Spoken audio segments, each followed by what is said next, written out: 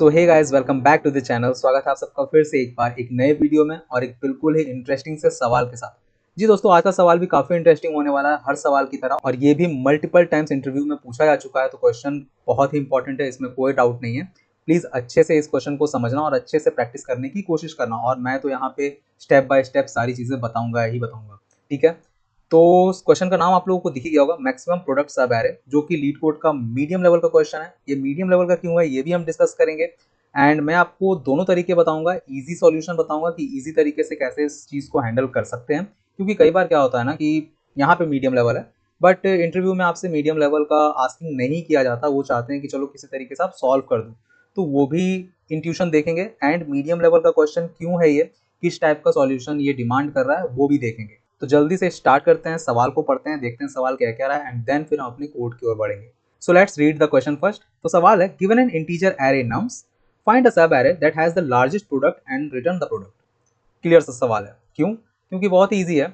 एक एरे दिया हुआ है नम्स नाम का, एंड हमें सब एरे फाइंड करना है। कौन सा सब एरे फाइंड करना है? जिसका प्रोडक्ट सबसे ज्यादा मैक्सिमम वैल्यू दे रहा हूं। प्रोडक्ट क्या है? प्रोडक्ट का मतलब है मल्टीप्लीकेशन। तो जिसके ऐसा सब एरे रिटर्न करना है जिसके मल्टीप्लीकेशन का वैल्यू सबसे मैक्सिमम आ रहा हो। बहुत ही क्लियर सा क्वेश्चन है। ठीक है, और एक लाइन दिया हुआ है, the test cases are generated so that the answer will fit in 32 bit integer. ये हमें ध्यान रखना है। बेसिकली इसका कहने का मतलब है कि कई बार मल्टीप्लिकेशन में क्या होता है, जब दो नंबर्स मल्टीप्लाई होते हैं, हो सकता है वो दो नंबर्स बहुत ज्यादा बड़े हों और उनका मल्टीप्लिकेशन पे जो आंसर आया हो वो 32 बिट इंटीजर से भी बड़ा आंसर आ जाए। तो वो ओवरफ्लो केस हमें ध्यान रख के चलना है, तो इंटीजर ओवरफ्लो ना होना चाहिए। जावास्क्रिप्ट में वैसे भी नहीं होता है। अगर आप जावा और कोई अदर लैंग्वेज में सी प्लस प्लस में कोड कर रहे हो तो आपको इंटीजर ओवरफ्लो पे ध्यान देना होगा, लेकिन हम तो जावास्क्रिप्ट वाले हैं, हमें इंटीजर ओवरफ्लो से कोई लेना देना नहीं। हमारा कोड वो चीज़ संभाल लेता है। ठीक है, तो सबसे पहले देखते हैं कि किस तरीके से इजी पॉसिबल वे में हम इस चीज़ को सॉल्व कर सकते हैं, एंड उसके बाद हम मीडियम वाला समझेंगे इंट्यूशन। ठीक है, तो यहाँ पे इनपुट है, ये एक बार समझ लेते हैं। इनपुट में नम्स दिया हुआ है 2 3 -2 4, आउटपुट है 6, और एक्सप्लेनेशन में दिया हुआ है कि 2 3 हैज द लार्जेस्ट प्रोडक्ट 6। क्यों है, कैसे है, जल्दी से ब्लैक बोर्ड पे चलते हैं और समझते हैं इस चीज़ को। ठीक है, ओके। सो यहाँ पे मैंने हेडिंग लिख दिया है, मैक्सिमम प्रोडक्ट सब एरे 2 3 -2 4, यही हमारा एरे था ना, right. So let's take that. अब आप लोगों को मैंने कई बार ये चीज़ बताई होगी कि सब एरे क्या होता है। अगर आप लोगों को नहीं याद है, पिछले वीडियो में मैंने बहुत बार डिस्कस किया है, तो अभी भी मैं एक बार डिस्कस कर दूंगा। सो सब एरे का डेफिनेशन है, the contiguous elements in the array is called subarray. Contiguous elements का मतलब क्या होता है? लगातार चलने वाले एलिमेंट्स, लगातार होने वाले एलिमेंट्स को हम कंटिग्यूअस एलिमेंट्स कहते हैं। इट मीन्स कि ये सिंगल टू जो है ये एक सब एरे है। क्लियर है, ये सिंगल टू एक सब एरे है। देन टू एक सब एरे है, टू के साथ थ्री अगर हम जोड़ दें तो ये भी एक सब एरे होगा। 2 3 -2 भी एक सब एरे है। 2 3 -2 एंड 4 भी एक सब एरे है। ठीक है, उसके बाद सिंपल 3 एक सब एरे है, 3 -2 एक सब एरे है, 3 -2 एंड 4 एक सब एरे है। बट अगर आप कहोगे कि 2 एंड दिस -2 इज अ सब एरे, तो नहीं, ये सब सीक्वेंस है। सब सीक्वेंस भी हम आगे पढ़ेंगे, बट वो थोड़ा सा हाई लेवल पे आता है, सो अभी उसकी टेंशन मत लो, सब सीक्वेंस होता है ये। तो जो एलिमेंट्स बीच में छोड़कर एक दूसरे एलिमेंट्स को टारगेट कर रहा हो वो बेसिकली सब सीक्वेंस है। सब एरे का मतलब कंटिग्यूअस चलने वाले एलिमेंट्स। अब देखते हैं सबसे पहले द बेस्ट इजी सॉल्यूशन, जो कि इंटरव्यू में हमसे एक्सपेक्ट किया जाता है। HD1 लेवल पे बेसिकली इसी टाइप के क्वेश्चंस आपसे एक्सपेक्ट किए जाते हैं कि आप अच्छे से सॉल्व कर सको। ठीक है, उसमें आपको उतना ज़्यादा टाइम कॉम्प्लेक्सिटी और वो सारी चीज़ें मैटर नहीं करती हैं, जस्ट कि आप क्वेश्चन सॉल्व कर सको, सोच सको किस तरीके से सॉल्व हो सकता है। तो सी, जैसा कि मैंने आपको बताया कि यहाँ एक सब एरे चल रहा है, तो ये 2 एक सब एरे है, 2 के साथ 3 एक सब एरे है, 2 के साथ 3 के साथ -2 एक सब एरे है, एंड उसी तरीके से 2 3 -2 एंड 4 भी एक सब एरे है। तो आपको कोई पैटर्न ऑब्जर्व कर पा रहे हो?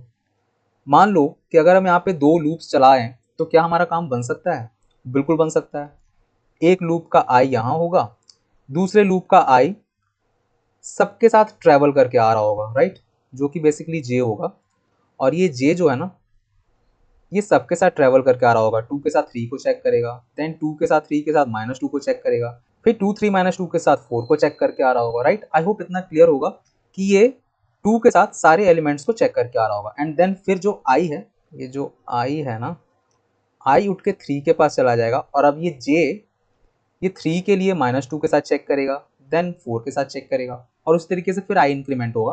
तो बेसिकली मेरे कहने का मतलब ये है कि अगर हम यहाँ पे एक फॉर लूप लिखें which is i is equals to 0, I hope आपको यहाँ पे दिख रहा होगा, okay, i is equals to 0, i is less than n and i plus plus. ये तो सिंपल फॉर लूप है, आई होप आप लोगों को सबको ये पता होगा, राइट। और इसके अंदर हम ये कह दें कि ये सबका मल्टीप्लीकेशन ला रहा है, पहले 2, राइट, फिर 2 इंटू 3, राइट, फिर 2 इंटू 3 इंटू -2, राइट, फिर 2 इंटू 3 इंटू -2 इंटू 4, राइट, ऐसा ही कर रहा होगा। तो सबसे पहले 2 का मल्टीप्लीकेशन लाएगा ना, क्योंकि ये सिंगली भी तो एक सब एरे है, ये सिंगल जो एलिमेंट है ये भी तो एक सब एरे है, तो सबसे पहले 2 लाएगा। 2 कैसे लाएगा? तो 2 तभी लाएगा ना जब उसको 1 से मल्टीप्लाई करेंगे।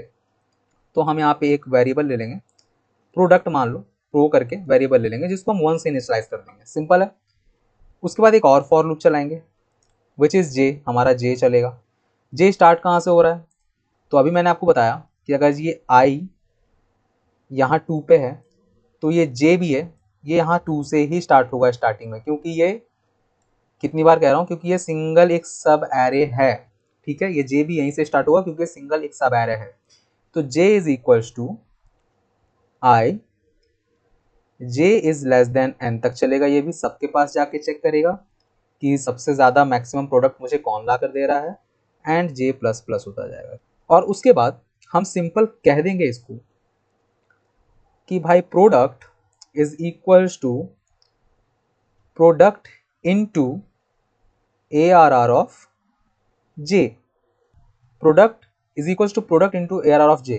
तो क्या इसका मतलब है कि पहले 2 इंटू 1 प्रोडक्ट, यहाँ पे एक और चीज़ मुझसे छूट गई है, आई एम सॉरी, वो क्या, एक मैक्स वेरिएबल लूंगा मैं, राइट, जिसका वैल्यू दूंगा इंटीजर डॉट मिन, सबसे छोटा वैल्यू लेकर चलेंगे हम अपने मैक्स का, ठीक है।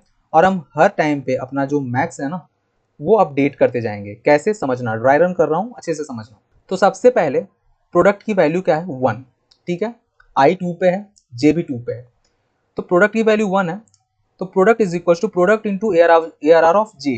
तो सबसे पहले जे यहाँ था, सबसे पहले जे 2 पे था, तो 2 इंटू 1 कितना हुआ, 2 इंटू 1 हुआ 2, मैक्स क्या होल्ड करेगा, 2, और मैक्स को हम यहाँ पे लिख देंगे कि max is equal to math dot max, भैया तुम मैक्स ले लेना, किसका किसका, तो मैक्स का, एंड प्रोडक्ट का तुम मैक्सिमम वैल्यू ले लेना, क्लियर है। तो मैक्स 2 को होल्ड कर रहा है अभी तक।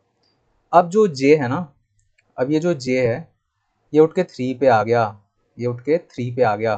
अब प्रोडक्ट की वैल्यू क्या है, 2, राइट, 2 इंटू ARR ऑफ जे, जे की वैल्यू क्या है 3, तो 2 इंटू 3 6, तो क्या 6 2 से बड़ा है, तो यस 6 2 से बड़ा है, तो अब मैक्स 6 को होल्ड कर रहा है, क्लियर है यहाँ तक, क्लियर होगा। अब प्रोडक्ट क्या है हमारा, प्रोडक्ट 6 है, 6 इंटू ARR जे, जे उठकर कहाँ आया होगा, जे उठकर -2 पे आया होगा।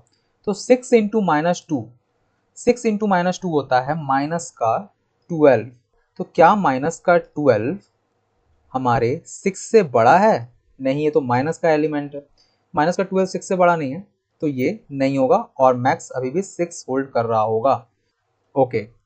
अब उसके बाद हमारा जो प्रोडक्ट है, वो हमारा जो प्रोडक्ट है ये -12 होल्ड कर रहा है, राइट, क्योंकि मैक्स को हम अपडेट कर रहे हैं ना मैक्सिमम वैल्यू से, प्रोडक्ट तो -12 स्टोर कर रहा है, क्लियर है, -12 इंटू ARR जे, तो -12 इंटू ARR जे, अब जे की वैल्यू कहाँ थी, जे अब 4 पे आ चुका है, तो -12 इंटू 4 विच इज माइनस का 48, क्या माइनस का 48 6 से बड़ा है, आई थिंक नो, राइट, तो ये भी अपडेट नहीं होगा, और मैक्स अभी भी 6 होल्ड कर रहा होगा। आप चाहो तो 3 से चेक कर लेना, -2 से चेक कर लेना, इंडिविजुअल 4 भी 6 से बड़ा नहीं है, और इन दोनों से आप चेक कर सकते हो, मैक्सिमम वैल्यू 6 ही आएगा, इसीलिए हमारा जो आउटपुट है, और यहाँ पे हम रिटर्न करवा देंगे, बेसिकली यहाँ पे हम रिटर्न करवा देंगे, किसको रिटर्न करवाएंगे, सोचो थोड़ा सा, प्रोडक्ट को या मैक्स को, मैक्स को रिटर्न कराएंगे क्योंकि हमें मैक्सिमम वैल्यू चाहिए। तो ये हमारा सीओडो कोड है, जल्दी से इसको अप्लाई करते हैं और देखते हैं कि ये चल रहा है या नहीं। Let's apply this. तो मैंने क्या किया, सबसे पहले मैंने एक मैक्स वैल्यू लिया वहाँ पे, जिसको नंबर डॉट नंबर डॉट मिन वैल्यू, मिनिमम वैल्यू लिया ना, राइट, सबसे छोटा वैल्यू लिया मैक्स को। उसके बाद मैंने एक फॉर लूप चलाया जहाँ पे i sorry let i is equal to 0, i is less than n नहीं, nums dot length i plus plus. इसके अंदर मैंने क्या किया था, एक प्रोडक्ट लिया था, क्योंकि सबसे पहला एलिमेंट को हमें मल्टीप्लाई करना होगा। किससे करेंगे, 1 से, तभी तो पहला एरे हमें मिलेगा जो कि सिंगली एक सब एरे है, राइट। तो प्रोडक्ट लिया मैंने 1। अब इसके नीचे एक फॉर लूप चलाया, for let j is equal to 0, j is less than nums dot length and j plus plus. और इसके बाद हम अपना मेन लॉजिक कह देंगे जो क्या है, product is equal to product into A R R of j, sorry A R R नहीं है यार, नम्स है। ये मेरी ए आर आर लिखने की गंदी आदत आप लोगों को पता ही है, प्लीज़ इग्नोर करना यार। और जो हमारा मैक्स था ना, उसको हम अपडेट कर रहे हैं, राइट। मैथ डॉट मैक्स, क्या लेना भाई, मैक्स ले लेना और प्रोडक्ट ले लेना, ठीक है, और अपडेट करते जाना खुद को। एंड लास्ट में रिटर्न क्या कर रहे थे, जल्दी बताओ, मैक्स रिटर्न कर रहे थे। जल्दी से चेक करते हैं और देखते हैं क्या चल रहा है या नहीं चल रहा है। चल तो जाना चाहिए भाइयों, हालांकि मीडियम लेवल का क्वेश्चन है।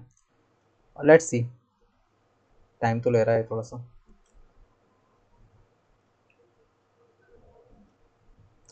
चल गया यार, चल गया। टेस्ट केस 1 और 2 दोनों ही पास हो रहे हैं, 0 वाला टेस्ट केस भी पास हो रहा है, हालांकि मैं इस पर डिस्कस करूंगा। ओके, दोनों चल गया। सबमिट करेंगे ना, मुझे नहीं लगता सबमिट होगा, लेट्स ट्राई। हो गया तो अच्छी बात है, बट नहीं होगा क्योंकि यार मीडियम लेवल का क्वेश्चन है। और ये देखो नहीं हुआ ना, तो इस केस में फंस रहा है। और भी मल्टीपल केसेस होंगे जहाँ पे ये फंसेगा, मैं श्योर हूँ, क्योंकि यार मीडियम लेवल का क्वेश्चन है, कुछ तो चाह रहा होगा हमसे। ठीक है, तो आई होप आपको ये सॉल्यूशन समझ आया होगा। कई बार आपको लीड कोड पे क्वेश्चन नहीं मिलेंगे सॉल्व करने के लिए, बट क्वेश्चन सेम होगा कि मैक्सिमम प्रोडक्ट सब एरे निकाल कर दो मुझे, ठीक है। कुछ कॉम्प्लेक्सिटीज हैं जो कि यहाँ पे थोड़े से टाइटर लेवल पे हैं, बट उतने टाइटर लेवल पे होंगे नहीं। जैसा कि मैं आपको दिखा भी देता हूँ, कंस्ट्रेंट्स देखो, इसके कंस्ट्रेंट्स देखो। नम्स डॉट लेंथ कहाँ है, 2 से लेके, सॉरी 1 से लेकर 2 इंटू 10⁴ तक है। और नम्स का आई जो कि उसके अंदर के वैल्यूज हैं, एरे के अंदर के वैल्यूज हैं, वो -10 से लेकर 10 तक है, right. And the product of any prefix और suffix of num is guaranteed to fit in 32 bit integer. और एक टर्म आ रहा है प्रीफिक्स एंड सफिक्स, ठीक है, मैं समझाऊंगा ये क्या है। तो उस तरीके से इसे सॉल्व करना है, ठीक है। तो थोड़ा सा कंस्ट्रेंट्स को ध्यान में रख के इसे सॉल्व करना है। आई होप कि ये वाला सॉल्यूशन आप लोगों को काफ़ी अच्छे से क्लियर हुआ होगा। और इंटरव्यू में अगर आप इतना डिस्कस कर रहे हो एक HD 1 लेवल के इंटरव्यू के लिए, that is enough, that is literally बता रहा हूँ इनफ। आपके लॉजिक बिल्डिंग को ये अच्छे तरीके से डिफाइन कर रहा होगा। सो यस, ये तो हो गया था हमारा the best easy way to solve the question, ठीक है, जो कि किसी तरीके से जुगाड़ लगा के, इंट्यूशन लगा के, और कह सकते हो कि टाइम कॉम्प्लेक्सिटी को कहीं दूर फेंक के आके हमने ये क्वेश्चन लिखा। इसका टाइम कॉम्प्लेक्सिटी क्या हो सकता है, तो भाई बहुत ही ईजी है, बहुत ही ईजी है। टाइम कॉम्प्लेक्सिटी हो जाएगा बिग ऑफ एन स्क्वायर। मेरी राइटिंग बहुत ही गंदी है मुझे पता है, but big of N square क्यों, क्योंकि एक लूप तो आई पे है, और आई के लिए जो जे है, आई के लिए जो जे है वो हर बार आइट्रेट होगा। पहले तो यहाँ से यहाँ तक होगा, फिर यहाँ से यहाँ तक होगा, फिर यहाँ से यहाँ तक होगा, एंड देन फिर 4 पे होगा। तो नियर अबाउट पूरा पूरा ओ ऑफ एन स्क्वायर नहीं कह सकते, but near about O of N square इसका टाइम कॉम्प्लेक्सिटी है, which is worst time complexity अगर आप किसी अच्छे लेवल के लिए इंटरव्यू दे रहे हो और डीएसए का राउंड दे रहे हो तो इसको ऑप्टिमाइज करेंगे। बट आज के लिए इतना ही। और मैं चाहूँगा कि अगर आपको इसका ऑप्टिमाइज कोड पता है तो प्लीज़ कमेंट बॉक्स में अपना कोड भेजो, राइट, ताकि बाकी लोग भी देख सकें। और मैं इसका ऑप्टिमल सॉल्यूशन अगले वीडियो में डिस्कस करूंगा बहुत ही अच्छे तरीके से, और लिटरली बता रहा हूँ बहुत ही इंट्यूटिव तरीका है। एक चीज़ और मैं आपसे डिस्कस करता हूँ, ठीक है, वो क्या है कि ये 2 तरीके से, मैं इतना बता दे रहा हूँ एक हिंट की तरीके से, मान लो इसे कि ये 2 तरीके से सॉल्व हो सकता है। पहला तो है ये मैं क्या कर रहा हूँ, पहला तो है कडांस एल्गोरिथम, जो आप लोगों में से बहुत लोगों को पता होगा, और मैंने इस पे एक वीडियो भी बनाया है, याद नहीं बनाया कि नहीं, आई होप बनाया होगा। अगर बनाया होगा तो मैं आई बटन पे लिंक दे दूंगा, बट मुझे अभी याद नहीं है फिलहाल के लिए। तो कडांस एल्गोरिदम है, ठीक है, उससे ये क्वेश्चन आराम से सॉल्व हो सकता है। लेकिन मैं इसको यूज नहीं करता। क्यों नहीं करता? क्योंकि ये वेल रिटर्न एल्गोरिदम है, पहले से डिफाइन है, और ये रटा रटाया क्वेश्चन की तरह हो जाएगा कि अगर आपने एल्गोरिदम लगाया और आपका आंसर आ गया और इंटरव्यूअर भी उतना खुश नहीं होगा आपसे, लिटरली बता रहा हूँ। इस क्वेश्चन को मैंने सॉल्व किया था, which is a great intuitive idea, a great intuitive idea. तो इंट्यूटिव तरीके से इसको सॉल्व करेंगे, बहुत ही अच्छा इंट्यूशन है इसके पीछे, जैसा कि मैंने कंस्ट्रेंट्स में भी आपको अभी दिखाया। तो एक इंट्यूटिव तरीके से सॉल्व करने की कोशिश करेंगे। अगर आपको कडांस एल्गोरिदम से ये क्वेश्चन सॉल्व कर पाते हो, प्लीज अपना कोड कमेंट बॉक्स में भेजना। अगर आपको इसका इंट्यूशन बेस्ड कोड पता है, प्लीज वो भी आप डिस्कस कर सकते हो। हालांकि नेक्स्ट वीडियो में इसका जो इंट्यूटिव वाला लॉजिक है वो मैं आप लोगों के साथ डिस्कस जरूर करूंगा, बट तब तक के लिए मैं चाहता हूं कि आप इसको प्रैक्टिस करो। ये समझो बहुत ही बेसिक है और बहुत ही इंपॉर्टेंट है। बेसिक्स को भी हल्के में मत लेना भाइयों, बेसिक्स भी बहुत इंपॉर्टेंट होते हैं, क्योंकि यही आपको चेक करता है सबसे पहले कि यार आपके बेसिक्स कितने अच्छे हैं। अगर आपके बेसिक्स अच्छे हैं तो किसी तरीके से जुगाड़ लगाकर आप इंट्यूशन पे बिल्ड कर ही लोगे, राइट। अगर बेसिक्स ही अच्छे नहीं है तो फिर इंट्यूशन कैसे ही बिल्ड होगा? जब आपकी नींव ही अच्छी नहीं है तो बिल्डिंग कैसे खड़ी होगी, है ना। बहुत ही सिंपल सा लॉजिक है। तो इसे प्रैक्टिस करो और आई होप आप लोगों को ये बहुत ही अच्छे से क्लियर हुआ होगा। अगर इसमें भी कोई डाउट है then please ask me on comment box. और हाँ, सॉल्यूशन अगर पसंद आया हो तो प्लीज वीडियो को लाइक जरूर कर देना और अपने दोस्तों के साथ शेयर तो करना भूलना नहीं। और अगर आप चैनल पे नए हो then what you are waiting for guys, just go and click the subscribe button right now. आज के लिए इतना ही, मिलता हूँ नेक्स्ट वीडियो में इंट्यूटिव वाले आइडिया के साथ। Till then keep learning and keep update yourself.